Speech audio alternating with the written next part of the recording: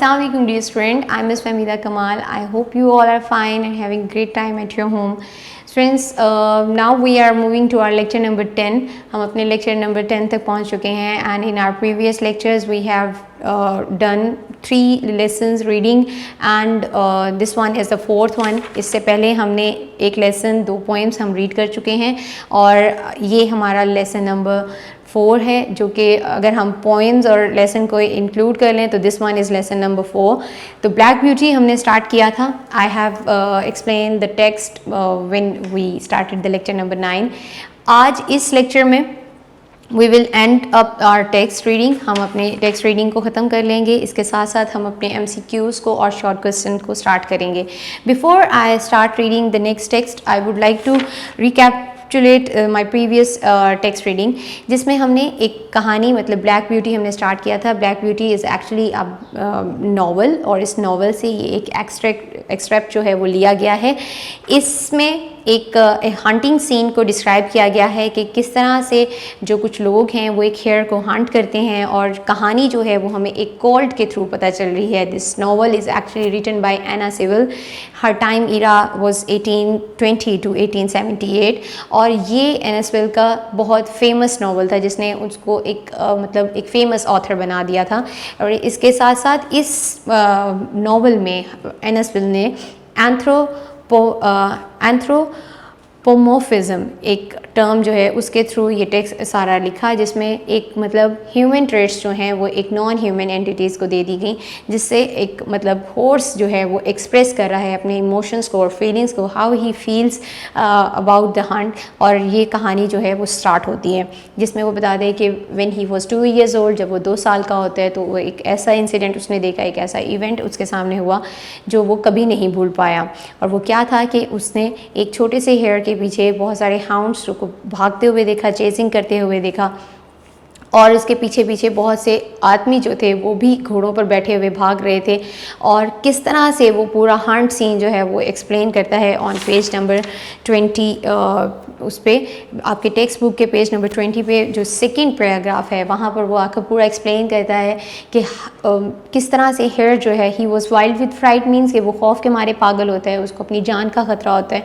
तो वो किस तरह से उस मिडोज़ की तरफ जाता है और लेकिन वहाँ से भी उसको वो आगे फेंस नज़र आ जाती है, बाड़ नज़र आ जाती है, जिसकी वजह से वो फिर एक शार्प टर्न लेती है और सड़क की तरफ मतलब भागने के लिए. लेकिन तब तक इतनी देर हो चुकी होती है कि वो जो हाउंड्स होते हैं वो उसके सर पे पहुंच जाते हैं एंड दे किल्ड इट.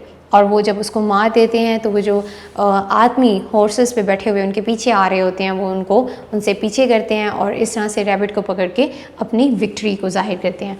अब स्टूडेंट्स यहाँ पर भी एक चीज़ मतलब क्या एक छोटे से हार्मलेस रैबिट को मारकर वो कोई बहुत बड़ी विक्ट्री है उनके लिए, कोई बहुत बड़ी फतह है? नो, ऐसा नहीं है.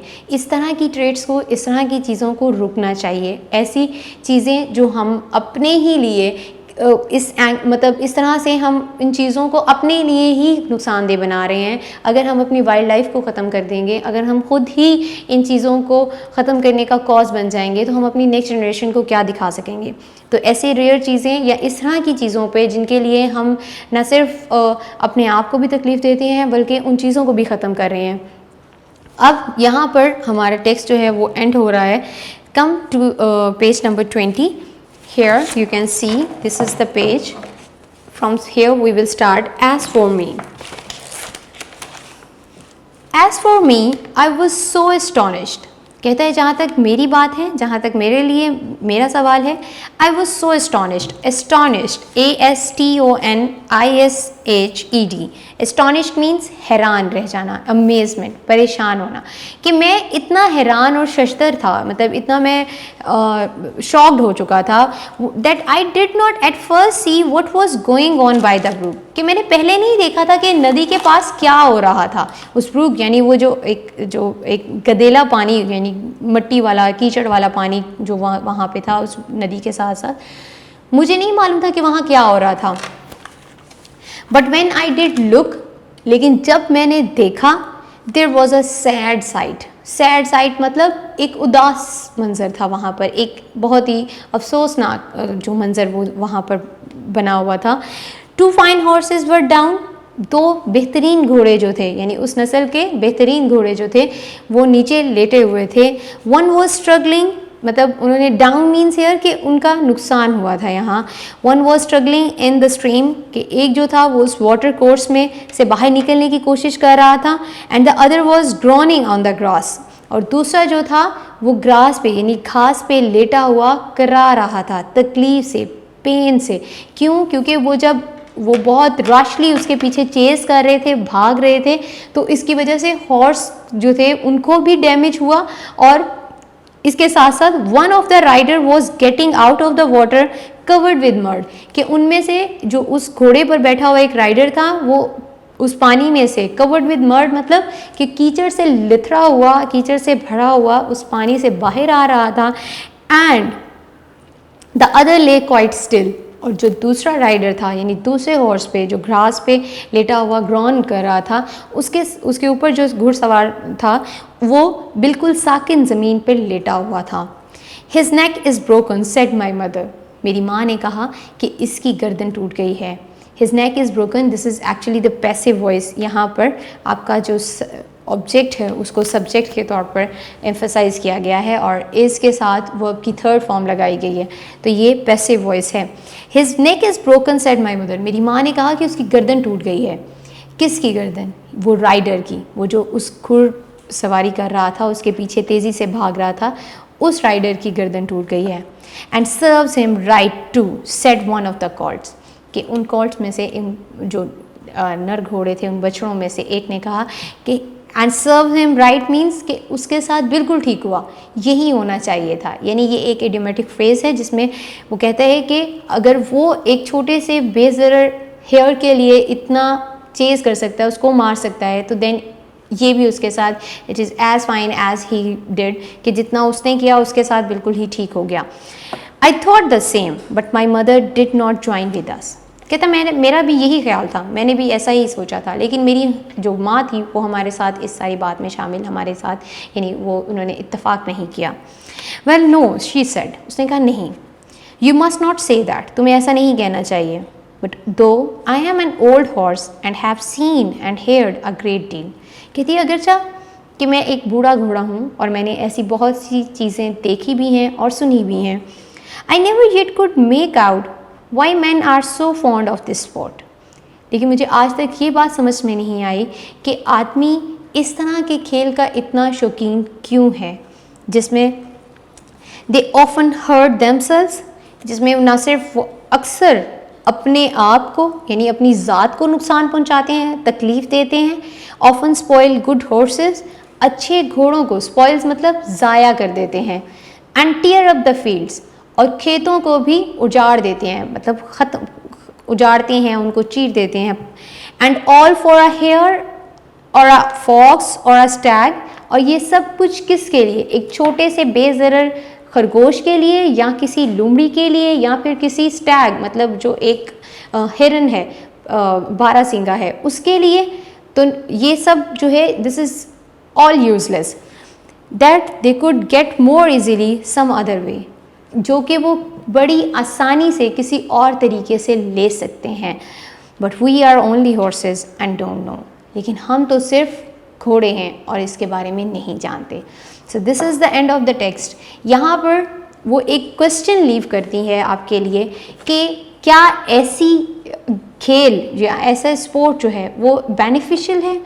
No, not for ourselves as well, कि ना तो हमारे लिए ये एक अच्छा स्पोर्ट है और ना ही उन वाइल्ड लाइफ के लिए। अगर आप यहाँ पर देखो तो वो एक चीज़ को बड़ा क्लियरली हमारे सामने एक्सप्लेन कर रही है कि दे ऑफन हर्ट देमसेल्व्स, कि वो अपने आप को भी नुकसान पहुँचाते हैं और इसके साथ साथ वो अच्छे घोड़ों को ज़ाया करते हैं। वो किन चीज़ों के लिए इतना नुकसान करते हैं? सिर्फ छोटे से रैबिट के लिए या उनके गोश्त के लिए? तो दैट्स नॉट गुड। तो ये चीज़ जो है वो अच्छी नहीं है। This is all about the text. Now we will move to our MCQs and the short question answer. Come to your English notes. ये आपके इंग्लिश नोट्स हैं for class 7। Open your page number 8। आप अगर अपना page number 8 यहाँ पर खोलोगे तो यूनिट नंबर 4 ब्लैक ब्यूटी है यहाँ पर। स्टूडेंट्स, एक ड्रिल हम यूजुअली अपनी क्लासरूम में करते थे कि हम जिस दिन का जो सबक लेसन हम पढ़ रहे होते थे हम उसकी डेट और डे मेंशन कर लेते थे। इफ़ यू डू इट, अगर आप ये ऐसे करोगे तो आपके पास एक मतलब ये एक डेट से ये इंडिकेट हो जाता है कि हमने ये लेसन पढ़ चुके हैं या हम ये रीड कर चुके हैं।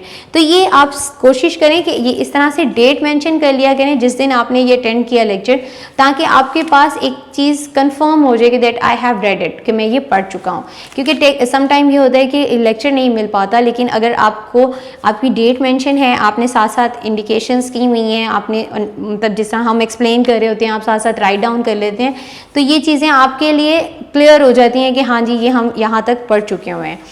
Okay ji, we will start with our MCQs। Choose the correct answer. 4 options हैं यहाँ पर और उनके साथ एक स्टेटमेंट है। स्टेटमेंट के अकॉर्डिंग आपने जो राइट ऑप्शन है उसको ऑलरेडी आपके नोट्स पे जो है वो बोल्ड कर दिया गया हुआ है। ठीक है, तो इट्स वेरी क्लियर, आपको इसमें कोई ऐसा परेशानी नहीं होगी कि इसको फाइंड करने में कि विच one is your right option. Students, इसके साथ साथ मैं हर लेक्चर में आपको ये बात भी कहती हूँ कि आप अपनी लर्निंग जो है वो इसके साथ इसको लर्न करना स्टार्ट कर दें। हमने अब तक जितना भी पढ़ा है, like we have done our first poem adventure of Isabel, इसके साथ साथ हमने second lesson light in the night, then हमने थर्ड पोएम नो, और आज हमने 4th लेसन ब्लैक ब्यूटी हम कर चुके हैं। अगर आप ये सारे चीज़ों को साथ साथ लेकर इसकी लर्निंग स्टार्ट कर दें, इसके साथ अगर हमने वर्ड सेंटेंसेस किए हैं या जो हमने वर्ड्स मीनिंग किए हैं वो आप अपनी कॉपीज़ पे नोट डाउन करते जाएं, ताकि आपके पास ये मटेरियल जो है वो कलेक्ट होता जाए और when you come for your first term exams तो आपके पास ये चीज़ें होनी चाहिए, क्योंकि उस वक्त माइट बी पॉसिबल प्रोवाइड ना हो सकें, लेकिन ये लेक्चर्स जो आपको दिए जा रहे हैं इनको आप साथ साथ नोट करते जाएँ। हमने प्रेजेंट इंडेफिनिट टेंस किया है, उसको भी आप जो है पूरा कोशिश करें कि अपनी कॉपीज़ पे साथ साथ नोट डाउन करते जाएं। Okay ji, let's start with our first MCQs। Word circumstance means, circumstance के मैंने यहाँ पे मीनिंग भी लिखा हुआ है। 4 ऑप्शंस हैं। First one is incident, second one in condition, third one is dryness, fourth one is rotation. So the right option is condition. Come to the next one. Word whine means, whine whine मतलब इसका क्या मतलब है?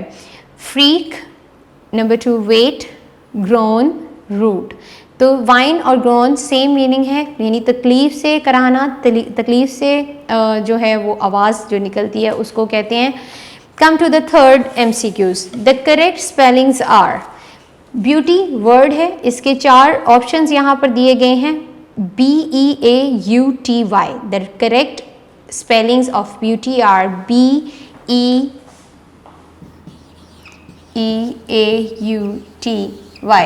beauty is the part of our title as well, तो इसमें spelling जो है आपके करेक्ट BEAUTY, ये आपके करेक्ट स्पेलिंग है। Come to MCQs number 4। the adjective in the sentence is, statement है the oldest courts, oldest of the courts। अब इसमें उन्होंने कहा है कि एडजेक्टिव बताएं क्या है। एडजेक्टिव एक ऐसा वर्ड जो क्वालिफाई करता है एक नाउन को, यानी उसके अंदर मज़ीद ऐड करता है उसकी खूबी को या उसकी अज़ाफ़ी क्वालिटीज़ जो हैं वो उसको बताता है। So here is the noun called, यानी ये आपका नाउन है और इसमें ओल्डेस्ट मतलब सबसे बड़ा। So this one is your adjective, ये आपका एडजेक्टिव है। ठीक है, तो it is showing the colds. अब कोल्ड्स तो बहुत सारे थे, लेकिन इसकी क्वालिटी क्या है? द ओल्डेस्ट, कि ये सबसे बड़ा है, तो ये इसकी क्वालिटी है। And according to grammar this is your adjective. Come to MCQs number 5। the pronoun in the sentence they did not bark, कि वो नहीं भौंकते, they did not bark। Students, इस sentence को I would like to write here the statement they did not bark। इसके साथ साथ मैं आपको ये भी बता दूं, this is past indefinite tense, ये आपका पास्ट इंडेफिनिट टेंस है, ठीक है। अब इसके अंदर आपने बताना क्या है, प्रोनाउन। स्टूडेंट्स हमने बहुत ये क्लियरली, मैंने आपको जब पिछले लेक्चर में हमने नो पॉइंट पढ़ी थी तो प्रोनाउन के आपको सब्जेक्ट प्रोनाउन और ऑब्जेक्ट प्रोनाउन भी बताए थे। प्रोनाउन बेसिकली हम बताते हैं कि the word which use instead of a noun, जो एक नाउन की जगह पे इस्तेमाल किया जाए, जिसमें I, we, they, you, he, she, it, ये हमारे प्रोनाउन होते हैं। अब हमने क्या करना है, इस सेंटेंस में इंडिकेट करना है which one is our pronoun. Bark, ये हमारा एक्शन है, this is our verb. No is showing the negation, did is the helping verb, ठीक है, ये हमारा हेल्पिंग वर्ब है। So what is the pronoun, जो हमारा सब्जेक्ट है, ठीक है, ये ही हमारा एक्चुअली में प्रोनाउन है। ग्रामर के according this one is our pronoun, they यानी वो, ठीक है। तो it is use instead of a noun, यानी हाउंड्स की जगह यहाँ पर प्रोनाउन यूज किया गया है, तो दे ये आपका प्रोनाउन है।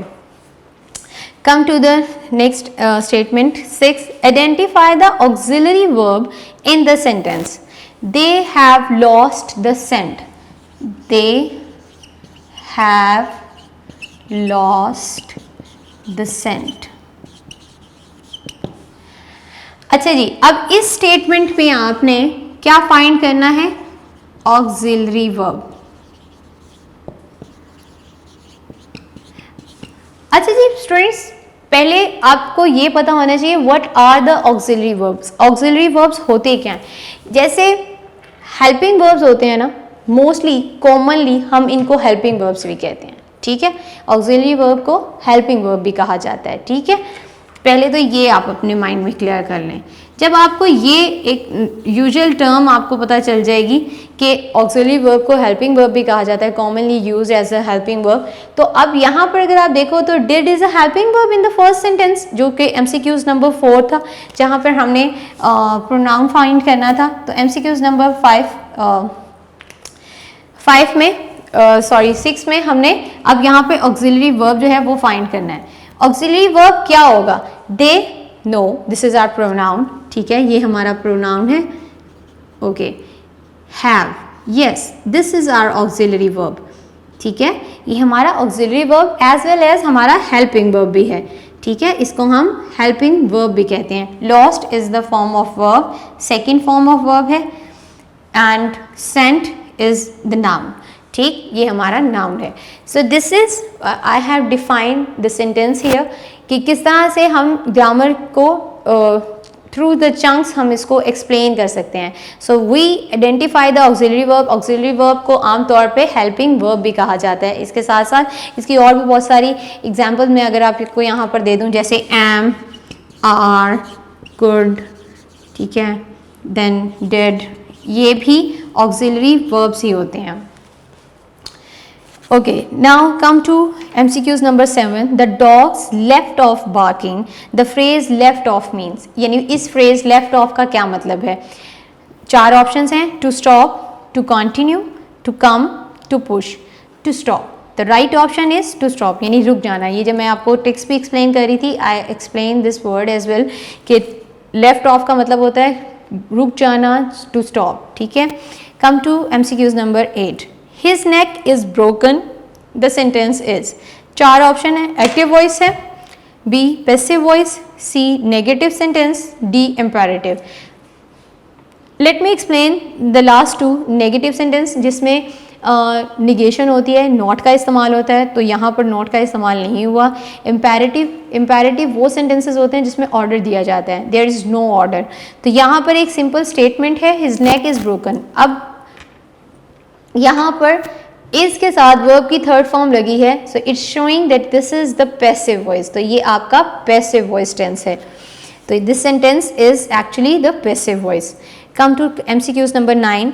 What is the story of Black Beauty about? Black Beauty की स्टोरी किसके बारे में है? मेल, नो, एलियन, जाइंट या horse? So right option is horse, Black Beauty, क्योंकि मैंने आपको बताया था कि ब्लैक ब्यूटी नाम ही हॉर्स का था। उस मतलब जो कहानी में हमें कहानी सुना रहा है जो गॉड, ये एक्चुअली उस हॉर्स का नाम ही ब्लैक ब्यूटी था। Number 10, conjunction in the sentence is, there are hounds and immediately they cantered off. What is the conjunction? आपके parts of speech में this is the one of the most important part of speech. Conjunction क्या होते हैं कि it joins the two words in a sentence, कि एक sentence में एक सेंटेंस को दूसरे सेंटेंस से ज्वाइन करने के लिए जो वर्ड यूज़ किया जाता है दैट इज़ अ कंजक्शन. अब यहाँ पे देयर आर हाउंड्स, ये हाउंड्स हैं एंड इमीडिएटली दे कैंटर्ड ऑफ. अब जो एंड है यानी जिसने इस दे आर हाउंड्स को और नेक्स्ट उनके एक्शन को रिलेट किया नेक्स्ट सेंटेंस को, तो वो दैट वर्ड इज, यहाँ पर चार ऑप्शन है, there, are, and, of. So and is the right word जो आपका के कंजक्शन है. Come to MCQs number 11. Preposition in the sentences and that was end of her. What is the preposition? Preposition is one of the part of speech. आपके part of speech में से ही एक है.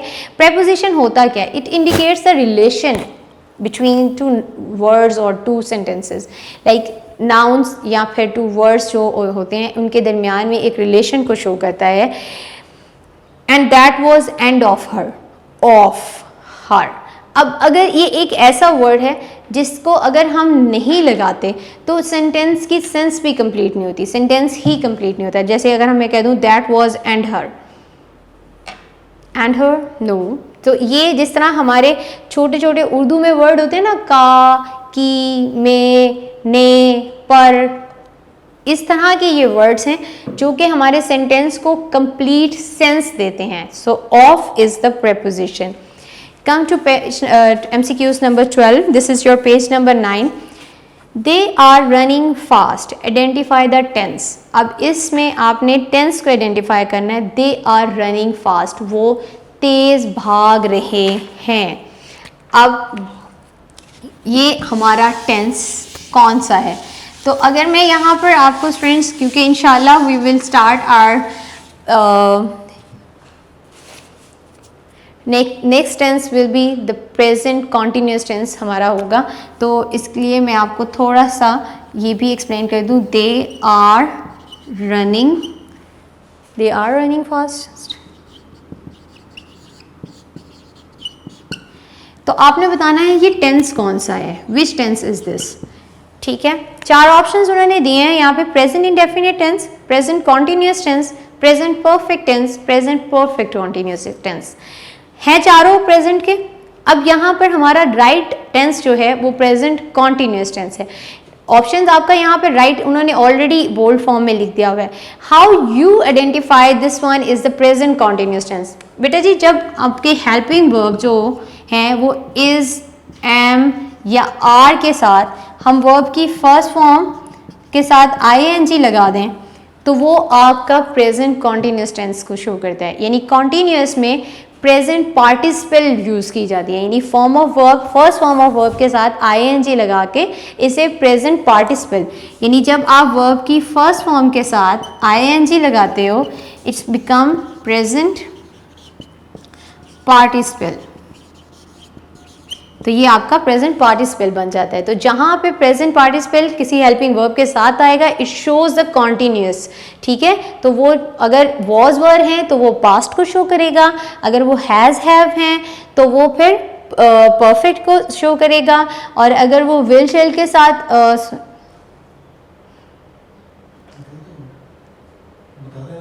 ये लाइन काट के दोबारा से यहाँ से कीजिएगा. प्रेजेंट पार्टिसिपल यानी जब जब आप हेल्पिंग वर्ब के साथ, जैसे फॉर एग्जांपल इज MR के साथ वर्ब की फर्स्ट फॉर्म के साथ ING लगाएंगे तो ये प्रेजेंट कॉन्टीन्यूस टेंस है. जब हम वॉज वर्ब के साथ वर्ब की फर्स्ट फॉर्म और ING लगाएंगे वो पास्ट कॉन्टीन्यूस होगा. और अगर हम फ्यूचर में विल और शेल के साथ वर्ब की फर्स्ट फॉर्म और ING यानी प्रेजेंट पार्टिसिपल लगाएंगे तो वो फ्यूचर कॉन्टीन्यूस टेंस होगा. यानी विल बी और शेल बी वो फ्यूचर के कॉन्टीन्यूस को शो करते हैं. Come to MCQs number 13. They have found a hare. The sentence is in dash tense. अब ये नेक्स्ट वाला है they have found hare. यहाँ पर इसको भी एक्सप्लेन करते चलें. They have found hare.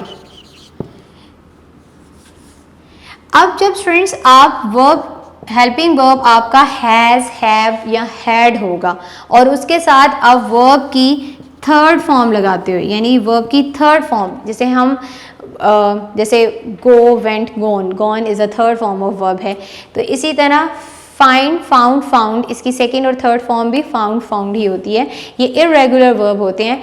तो यहाँ पर हैव के साथ जब भी आप हेल्पिंग वर्ब आपका हैज़, हैव होगा और उसके साथ हम वर्ब की थर्ड फॉर्म लगाएंगे तो ये आपका प्रेजेंट परफेक्ट टेंस होता है। और अगर आप इसको ट्रांसलेट करके देखें, दे हैव फाउंड हियर, उन्हें खरगोश मिल गया है, यानी एक्शन हैज़ कंप्लीटेड, काम जो है वो मुकम्मल हो चुका है।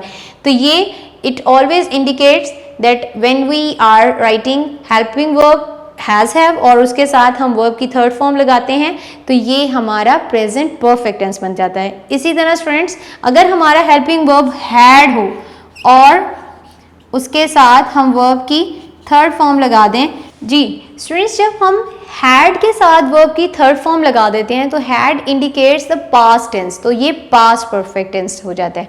और इसी तरह जब हम विल, हैव और शैल हैव, इनके साथ हम वर्ब की थर्ड फॉर्म लगाते हैं, it shows the future perfect tense. ये कौन सा टेंस हो जाता है? Future perfect tense. तो इसी तरह से हेल्पिंग वर्ब जो है वो हमारा हैज़, हैव जो है वो एक तो वो और उसके साथ वर्ब की थर्ड फॉर्म, जब हम वो लगाते हैं तो वर्ब की थर्ड फॉर्म और हैज़, हैव के साथ तो it shows the present perfect tense. तो आपका जो टेंस है यहाँ सेंटेंस है, स्टेटमेंट है, they have found a hair, they have found a hair means ये कौन सा टेंस है? ये आपका प्रेजेंट परफेक्ट टेंस है। नंबर 14, स्टैग इज, स्टैग होता क्या है? इसके 4 ऑप्शंस हैं, adult male deer, adult female deer, adult male horse, adult female horse. Horses तो बिल्कुल नहीं होते और फीमेल डियर भी नहीं होता, so stag is the male deer. Number 15, Black Beauty is about, Black Beauty यानी ये जो इसका सब्जेक्ट है इस नॉवल का वो क्या है? हॉर्स राइडिंग, हंटिंग, शूटिंग या playing. So right option is hunting, यानी शिकार है इसके बारे में। इसका ये हमारी जो एक्सट्रैक्ट हमें इसमें दिया गया है वो उसका मेन टॉपिक जो है, सब्जेक्ट है, वो हंटिंग है। नंबर 16, कॉल्ड इज, कॉल्ड क्या होता है? Young male horse, an old horse, horse for hunting, horse for riding. So colt is actually the young male horse. Number 17, plural of voice is, voice का plural क्या है? Options 4 हैं यहाँ पर, लेकिन स्पेलिंग जो है वो स्पेलिंग से मिस्टेक की हुई है, और तो आपके पास क्लियरली आपका जो राइट ऑप्शन है voices, option A, VOICES, voices, ये आपका प्लूरल है। Number 18, the novel Black Beauty is written by, Black Beauty के किसने मतलब लिखी गई, ये नॉवल जो लिखा गया है? 4 ऑप्शन है, Thomas Hood, EM Forster, WH Davies और Anna Sewell. So Anna Sewell is the right option. तो आपके ये MCQs हैं यहाँ तक। I hope you understand students, I hope student you understand your MCQs में, क्योंकि ये जो हमारे इस पर्टिकुलर लेसन के MCQs थे, they are quite entirely designed by the grammar. ये आपके ग्रामर से बहुत ज़्यादा रिलेटेड थे। इसमें हमने कंजक्शन पढ़ा, इसमें हमने प्रेपोजिशन पढ़ा, ऑक्सिलरी वर्ब्स को अंडरस्टैंड किया और साथ ही साथ हमने टेंसेस को भी इसमें आइडेंटिफाई किया है। तो स्टूडेंट्स यहाँ तक आई होप यू अंडरस्टैंड, आपको एक बेटर अंडरस्टैंडिंग हो गई होगी रिगार्डिंग योर ऑक्सिलरी वर्ब। एक दफ़ा रिकॉल कर देती हूँ जल्दी से आपके लिए, ऑक्सिलरी वर्ब क्या होते हैं जो एक्चुअली में हम हेल्पिंग वर्ब के तौर पे भी हम इस्तेमाल करते हैं, यानी जिसमें हैज़, हैव या फिर MR और फिर डिड और कुड, ये सब इसके अंदर आपके आ जाते हैं। सेकेंडली हमने एडजेक्टिव पढ़ा, एडजेक्टिव मतलब जो किसी नाउन को क्वालिफाई करता है या मज़ीद उसके अंदर उसकी खूबियाँ बताता है। तो ओल्डेस्ट ऑफ द कॉल्ड्स, इसमें oldest was the right adjective. फिर हमने प्रेपोजिशन पढ़ा, प्रेपोजिशन क्या होता है? Which indicates the relation between 2 words और 2 नाउन्स, जो उनको इंडिकेट्स करता है और इसके बगैर जो है हमारा सेंटेंस कंप्लीट नहीं हो पाता। So this is all about students. आज का मैसेज ऑफ द डे ये है कि specially when you are travelling through the car travelling जो है इट्स अ फन लविंग, लेकिन whenever you are get into the car, be safe. आप safe कैसे रह सकते हैं? Specially you buckle your seat belt, अपनी सीट बेल्ट ज़रूर बांधें। Rather you are not driving but you are inside the car, आप अपनी कार में जब बैठते हो you must buckle your seat belt. आपको ये बहुत ज़्यादा सेफ़ करती है फ्रॉम द एक्सीडेंट्स। अगर एक्सीडेंट्स हो जाएँ तो इनसे भी आपको सिक्योर रखती है, सेफ़ रखती है। So stay safe, stay at home. अल्लाह हाफिज़।